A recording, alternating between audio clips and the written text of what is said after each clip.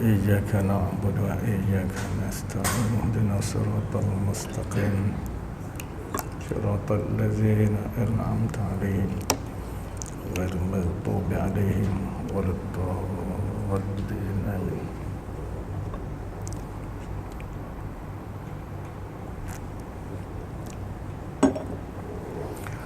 بسم الله والحمد لله والصلاة والسلام على رسول الله وعلى آله وصحبه ومن والاه. رب اشرح لي صدري ويسر لي أمري واحلل عقدة من لساني يفقهوا قولي. سبحانك لا علم لنا إلا ما علمتنا إنك أنت العليم الحكيم وحسبنا الله نعم الوكيل نعم المولى ونعم النصير. لا حول ولا قوة إلا بالله العلي العظيم.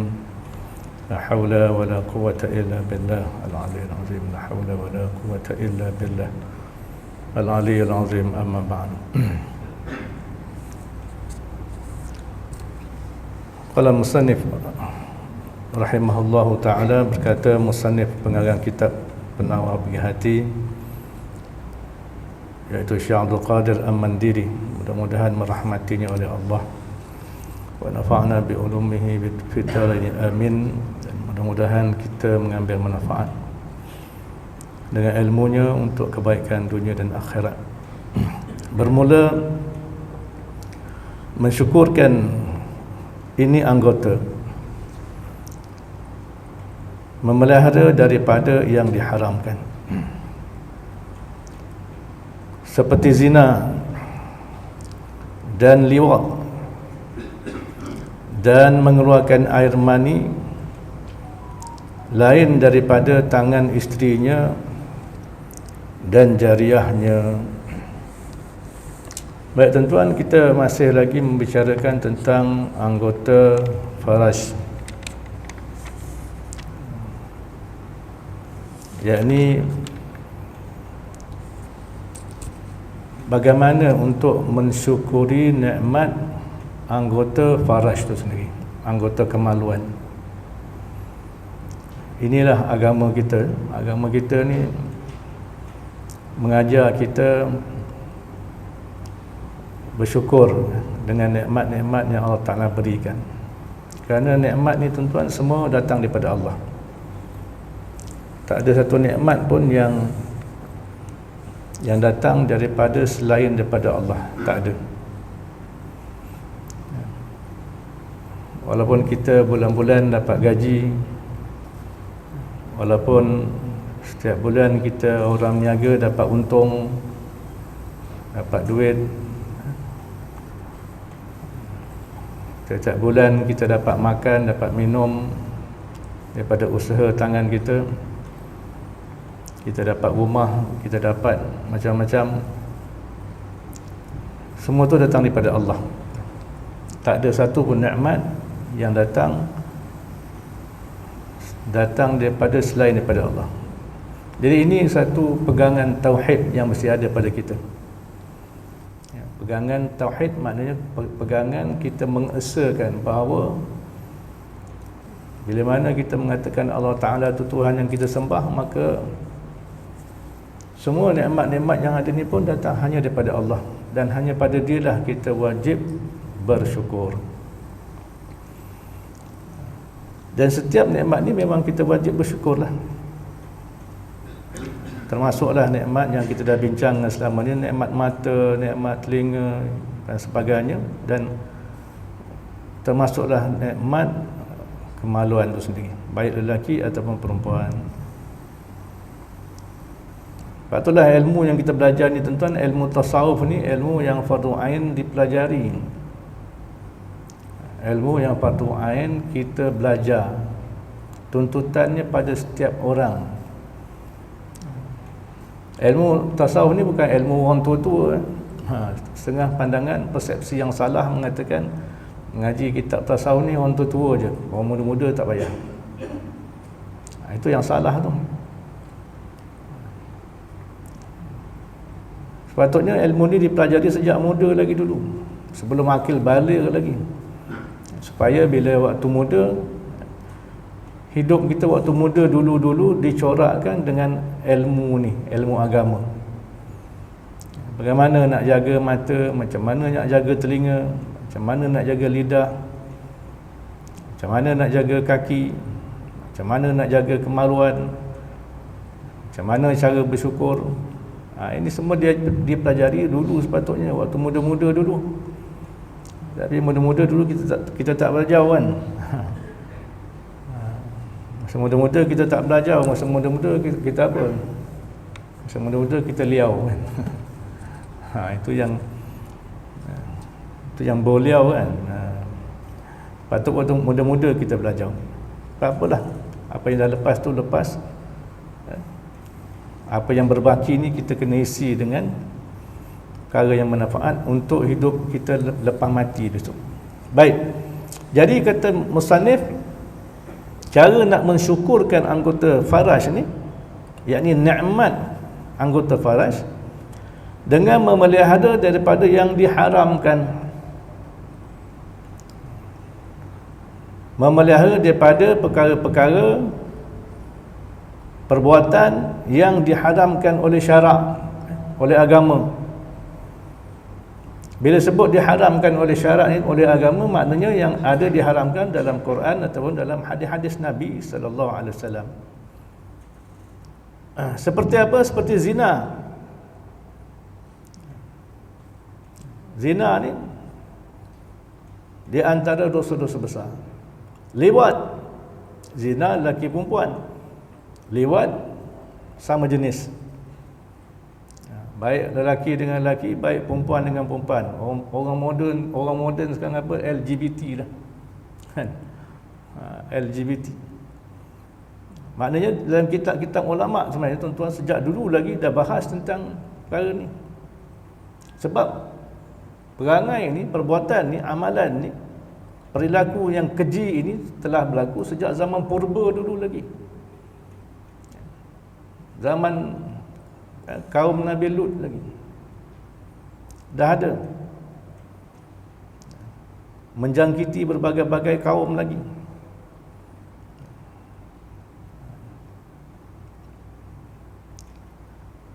Dan juga mengeluarkan air mani. Maknanya mengeluarkan air mani bukan jalan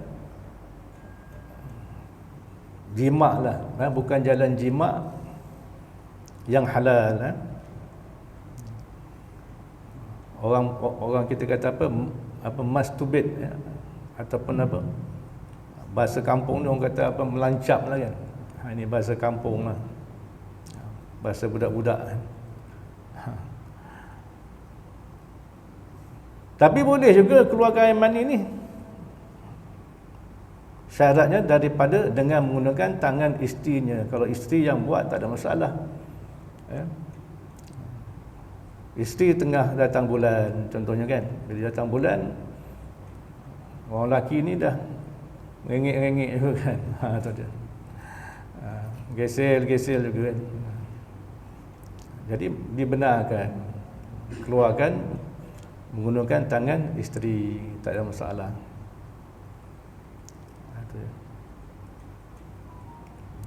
Sebab kalau tak keluar masalah juga kan. Orang lelaki kalau tak keluar 3 hari pun dah pening lah. Zaman muda-muda dulu lah, dah tua-tua ni kurang sikit lah kan. Tua-tua ni bila terasa lain macam ni, pergi kedai kopi je, tu je. Jumpa geng main dam habis, tengok gusti hilang. Bukan kita lah, kita geng surau lain kan, ini geng tak surau lah. Ataupun dan juga jariahnya. Kalau siapa pegang kitab Jawi ni tulis dan jarinya, sebenarnya jariahnya. Jariah ni mana hamba lah. Dalam Islam tuan-tuan, hamba ni dia berlaku dengan 2 cara lah.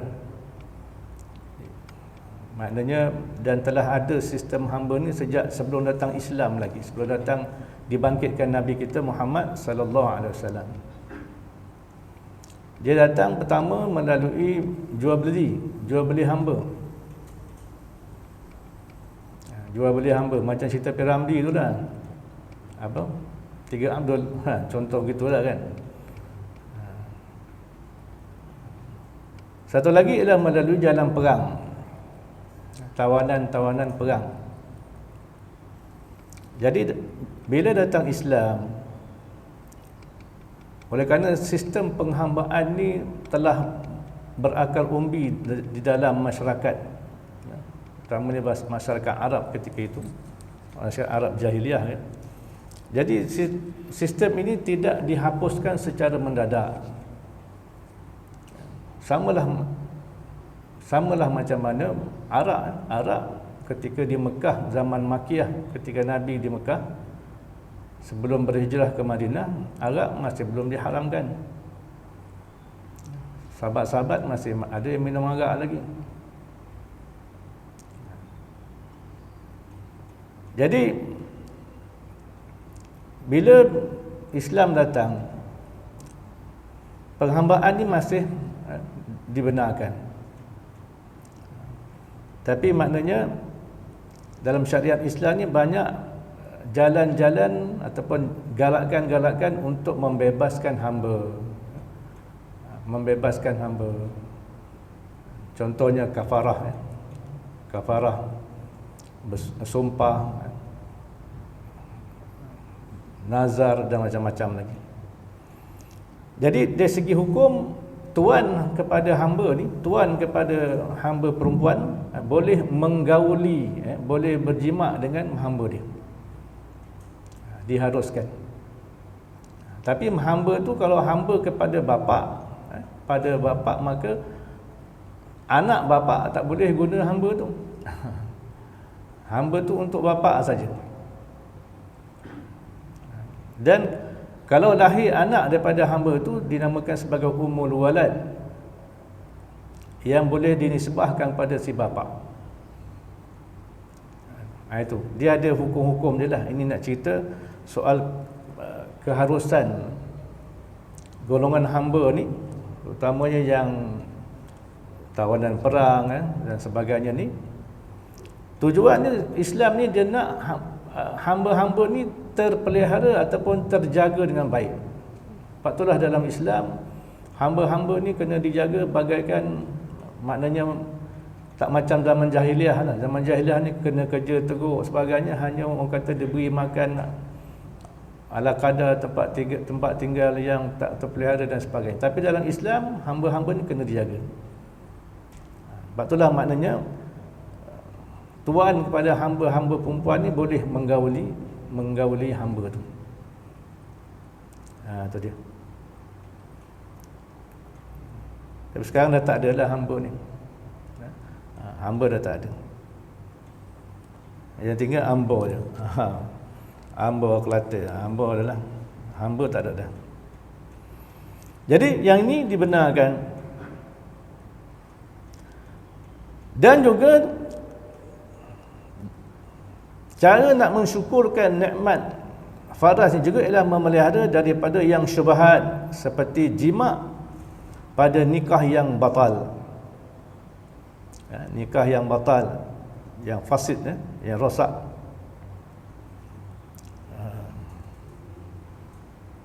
Contoh apa? Contoh apa nikah yang batal ni? Contohnya menikahi orang perempuan dalam edah, contohnya.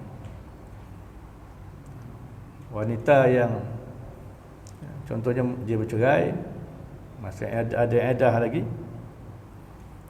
tiba-tiba orang lain nikah dengan dia. Ataupun dia dah ada isteri 4, dia nikah yang kelima pula. Tu dia. Dia nikah yang kelima. Ataupun dia menikah dengan perempuan yang mahram dia, tanpa dia tahulah. Contoh dia nikah dengan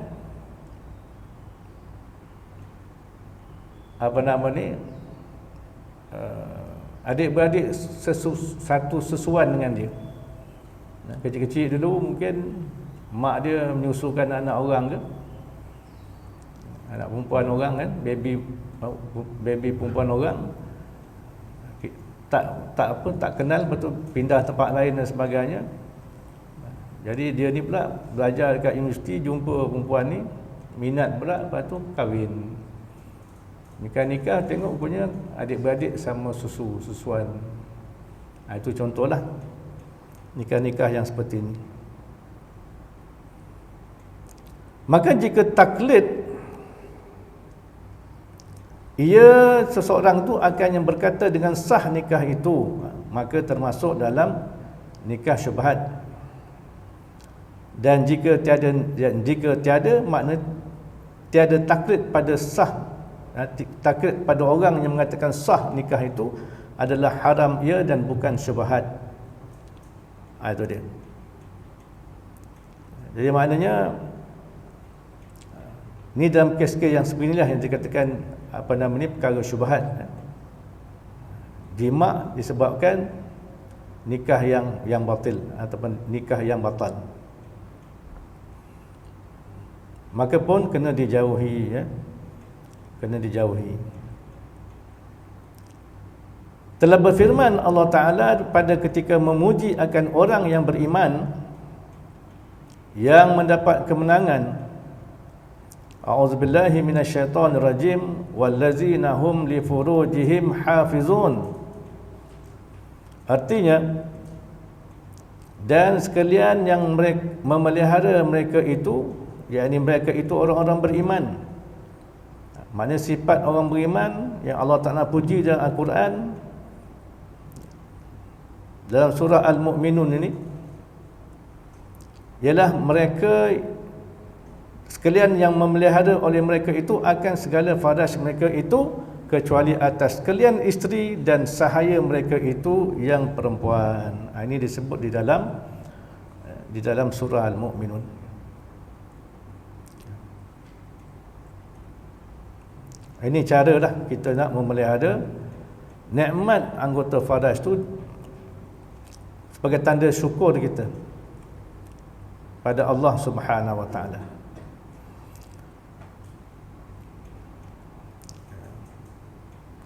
Jadi kalaulah maknanya atas sekalian isteri dan sahaya mereka itu yang perempuan, maka bahawasanya mereka itu tidak dicela, makna diharuskan.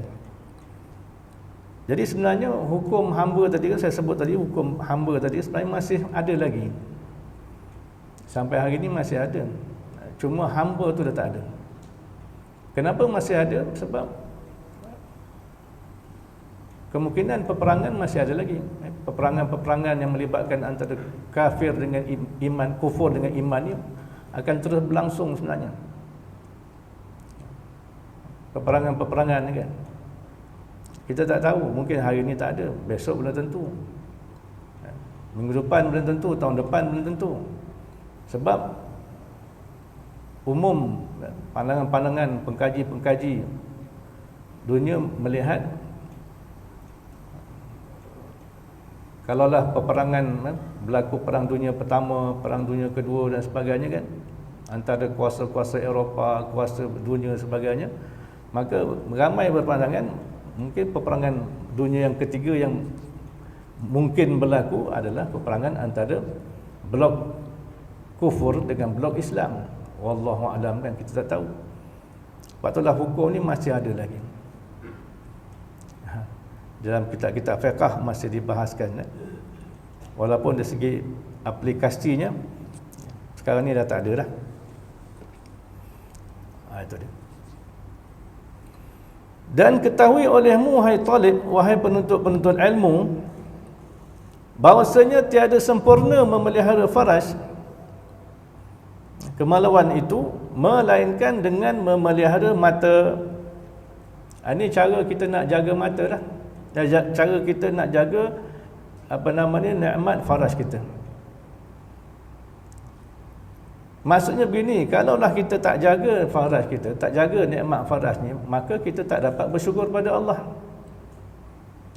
Kita dah bincang bahawa nikmat faraj ni dia bukan sekadar soal dunia, kesedapan dunia, tapi dia soal persiapan akhirat sebenarnya. Kita dah bincang sebelum ni.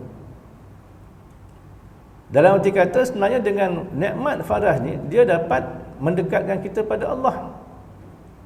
Ini sepatutnya yang ada pada diri kita, kefahaman yang mesti ada pada kita. Nikmat faraj ni macam mana nikmat-nikmat yang lain juga, nikmat mata, nikmat telinga, nikmat tangan, kaki dan sebagainya. Maknanya satu saluran yang boleh membawa kepada pahala dan boleh menjadi bekalan di akhirat. Itu dia. Tapi kalaulah kita tak belajar tentang mensyukuri nikmat faraj ni, maka akan berlaku kufur, yakni kufur nikmat. Bila kufur nikmat ni tuan-tuan, maknanya nikmat tu tak mendekatkan kita pada Allah. Bahkan nikmat tu membawa kita kepada kecelakaan. Nikmat itu membawa kepada kita makin jauh daripada Allah, menambah dosa pula. Sepatut nikmat mendekatkan diri pada Allah. Nikmat mendekat diri pada Allah ni namanya syukur.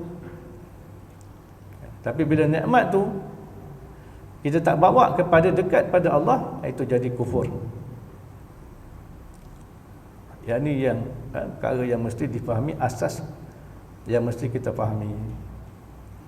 Sebab itulah banyak tuan-tuan yang manusia tak sedar, kita banyak mengkufuri nikmat. Contohnya apa?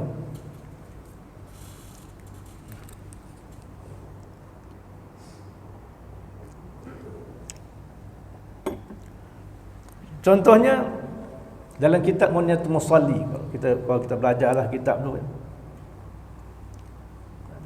dalam kitab tersebut orang yang jahil agama ni, orang yang jahil agama, contohnya dia buta tentang Al-Quran, buta Al-Quran, tak tahu baca Quran. Umi pandai baca, Quran tak pandai baca.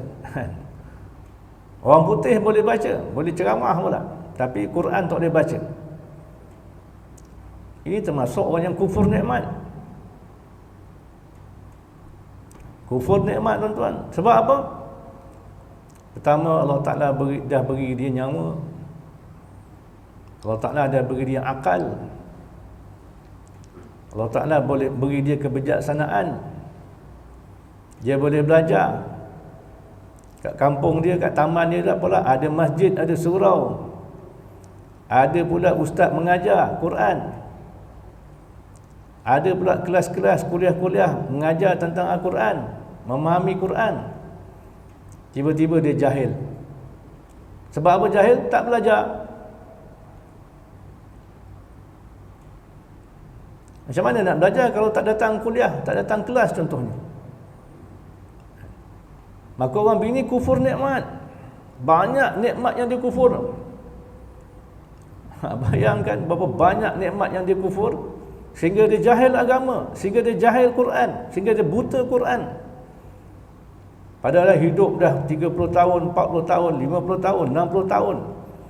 Seluruh dunia dah berjalan. Apa benda yang dia tak baca, semua dia dah baca. Tiba-tiba Quran tak boleh baca. Kufur nikmat tuan-tuan. Apa nak jawab besok di akhirat? Ilmu ni antara perkara yang kena tanya besok di akhirat tuan-tuan. Bab ilmu. Ini menakutkan tuan-tuan. Menakutkan sebab di akhirat besok kena tanya.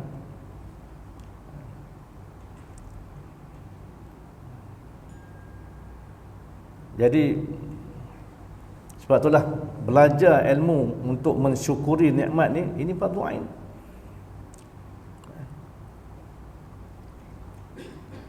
Baik, jadi macam mana cara nak memelihara ni, nak menjaga faraj ni?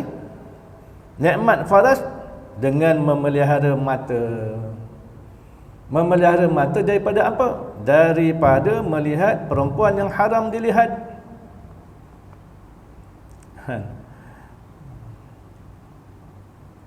Terutamanya melihat bahagian-bahagian tubuh yang memang diharamkan melihat, pada perempuan yang diharamkan melihat.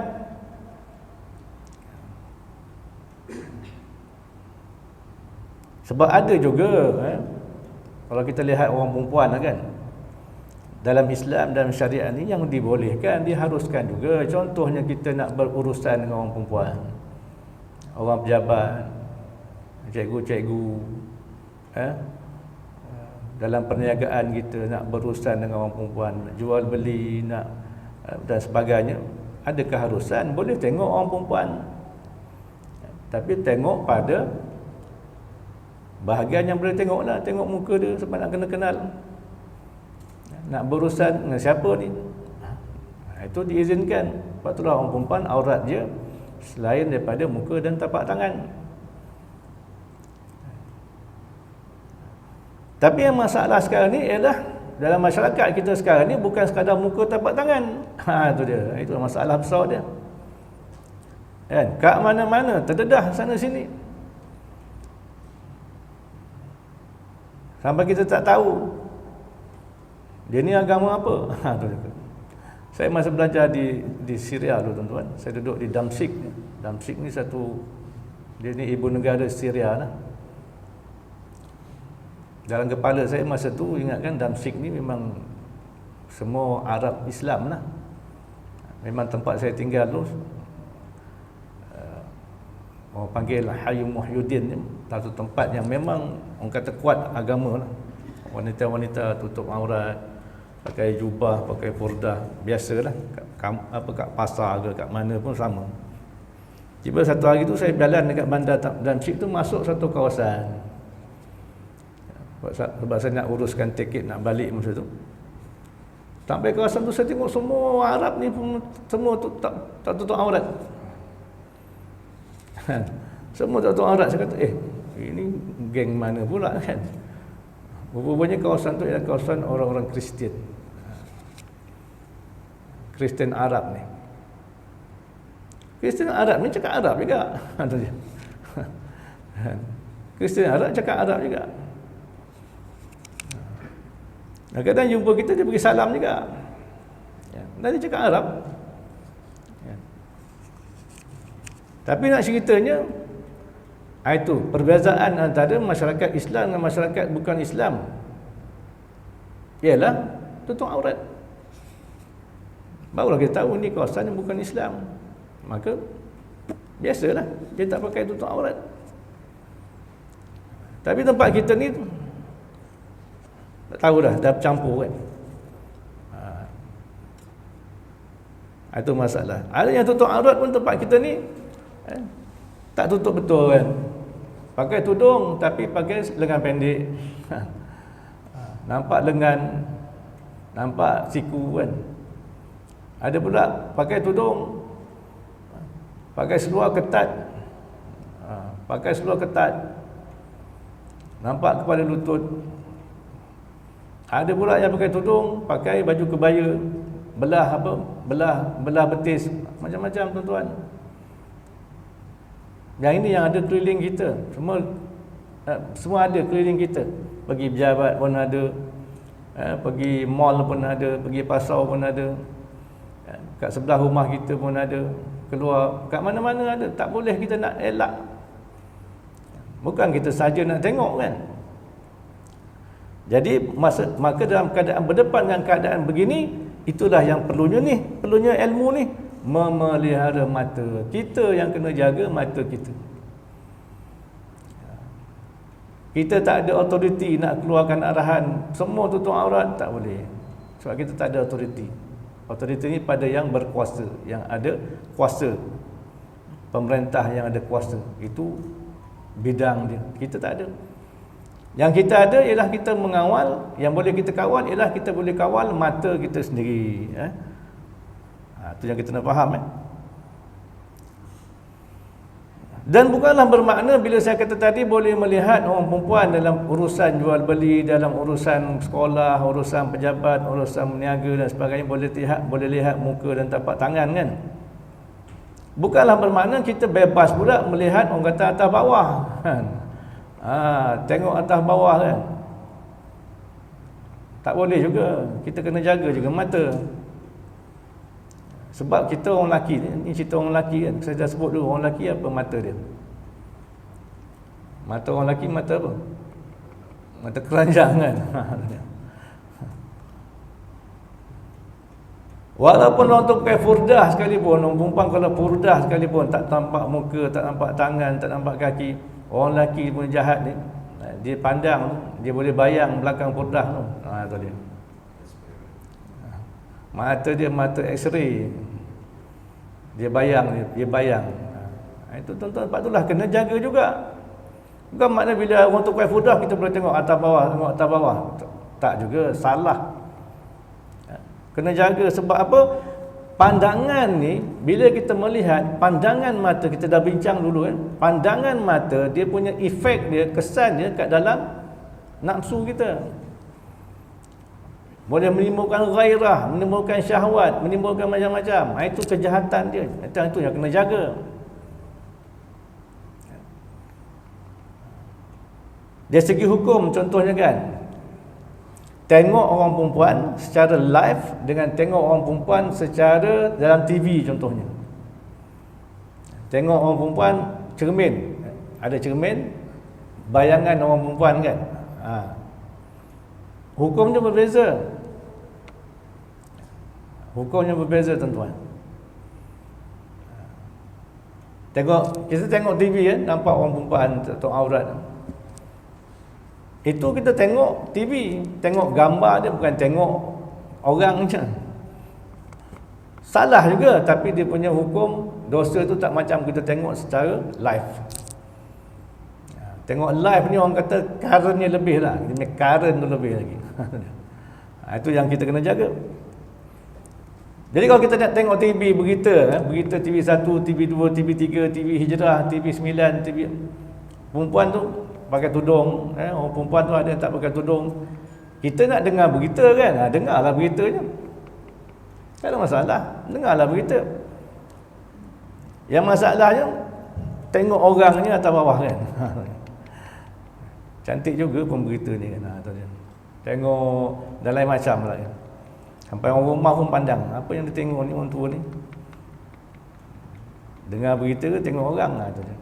Jadi situ semua ada fitnah dia tuan-tuan. Ada dia punya fitnah dia. Yang ini yang sebenarnya mengelilingi kita. Budaya kehidupan manusia sekarang ni yang banyak mencorakkan jiwa kita. Akhirnya kita melihat perkara-perkara soal dosa ni benda yang tak ada apa-apa untuk kita. Biasa je.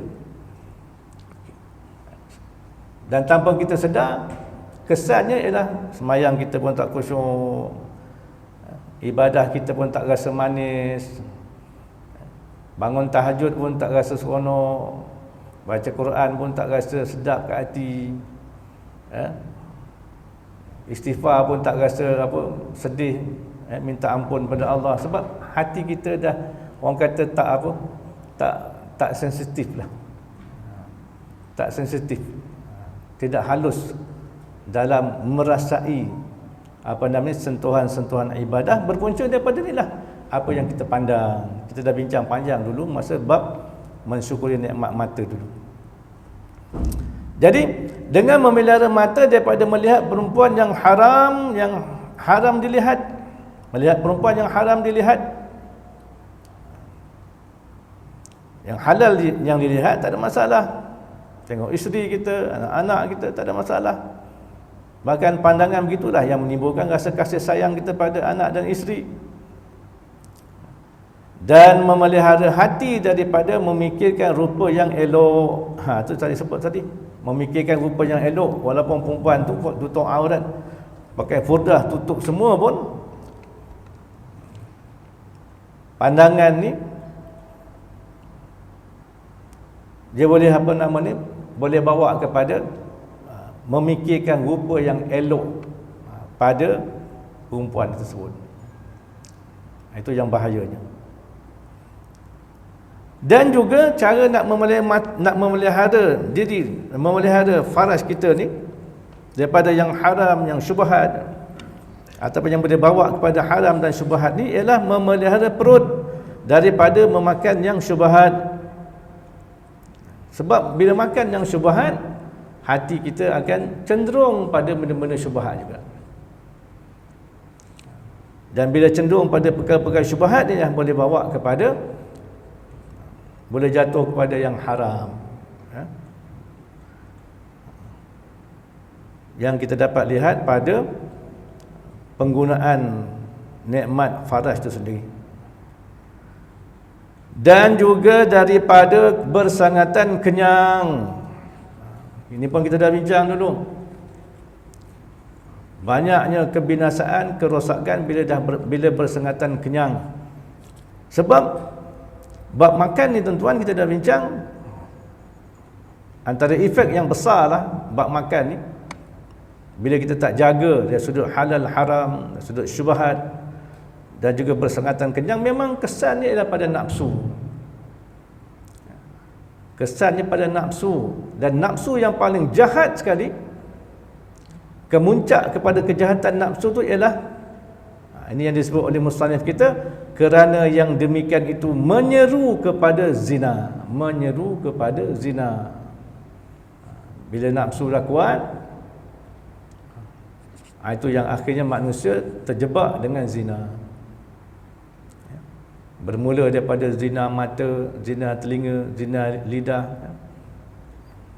kemuncaknya pada zina kemaluan. Wal'ayazubillah.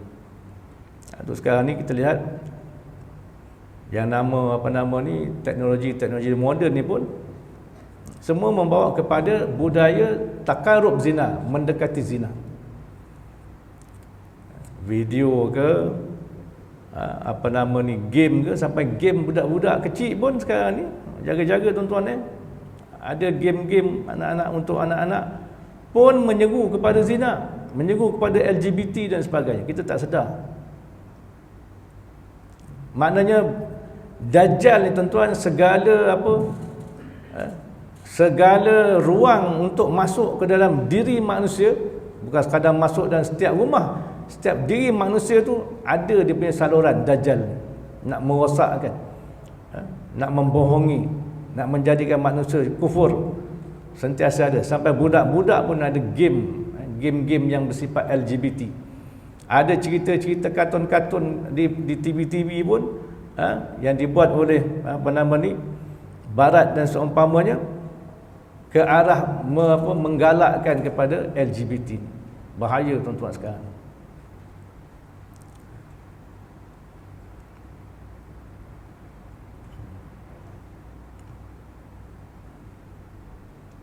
Kata kita orang Melayu pula kan.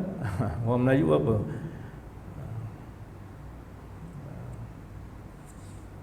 Sampai dah kalau kita dengar cerita orang Melayu kita lah, orang kita, orang lelaki lah terutamanya kan, kat kedai-kedai, kedai kopi kan, banyak cerita apa? Cerita tenaga batin kan.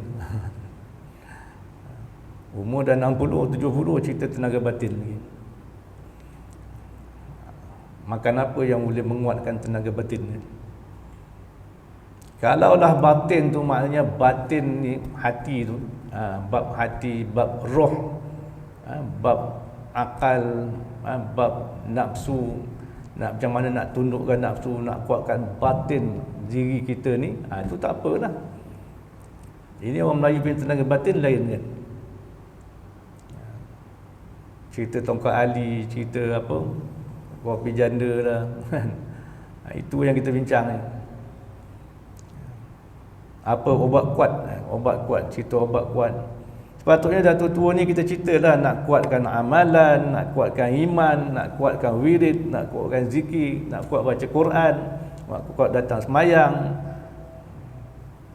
Sebab kita dah hujung dah. Tapi orang kita tak begitu tuan-tuan.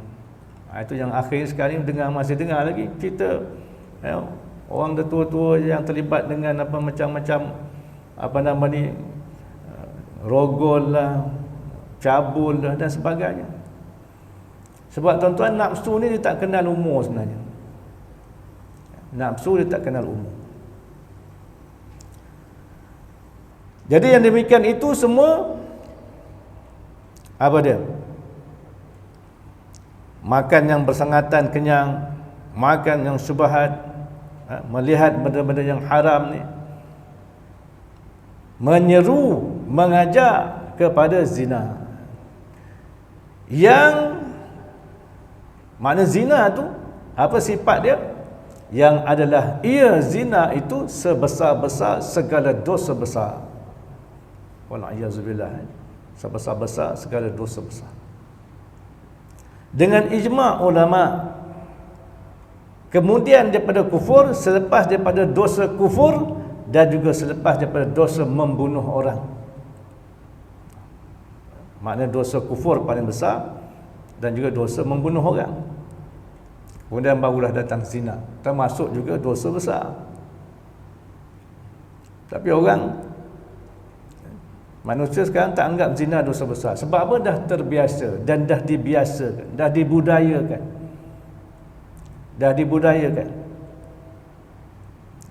Yang dibaca, yang didengar, yang dilihat, semua ke arah budaya takarub zina, yakni mendekati zina. Akhirnya orang anggap zina ni biasa, normal, benda normal. Kalau di barat, zina ni normal. Kalau di barat, wanita, kalau wanita muda, daripada 100 orang, nak jumpa seorang yang masih ada dara, dah payah nak jumpa dah. Kalau barat lah.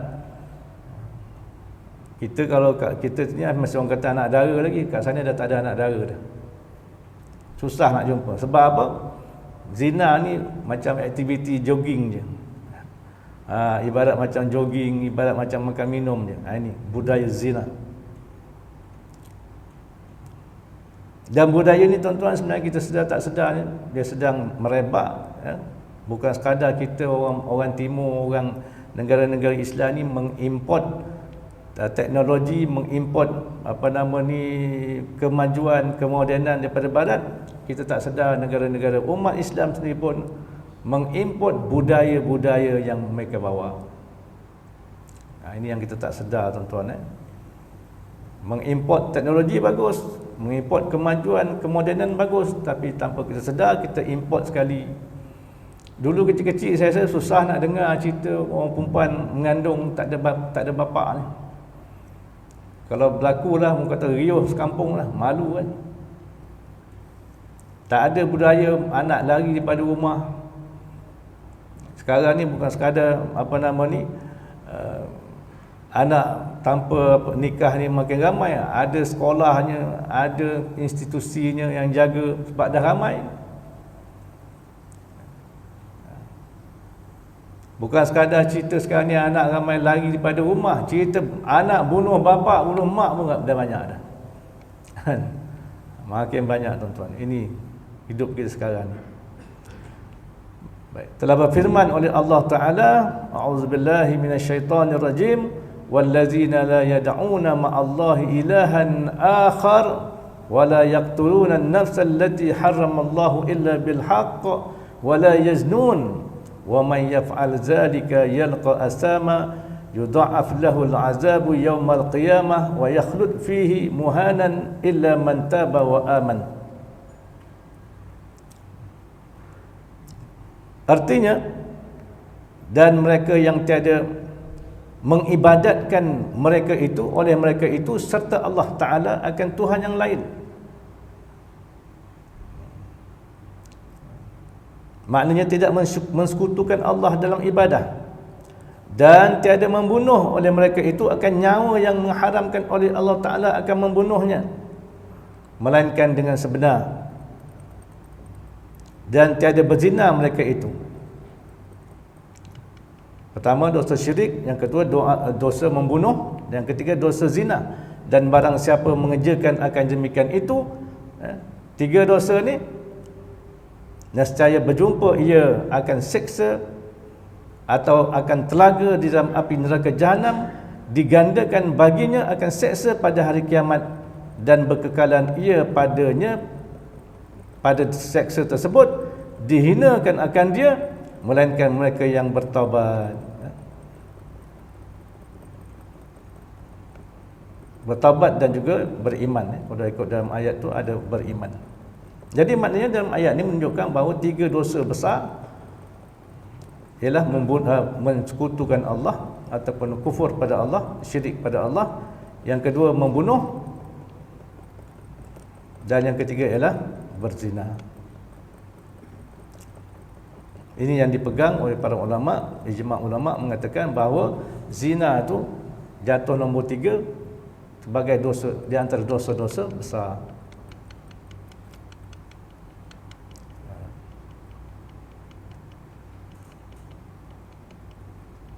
Dan firman-Nya Allah Ta'ala lagi, wala taqrabuz zina innahu kana fahishatan wa sa'a sabila.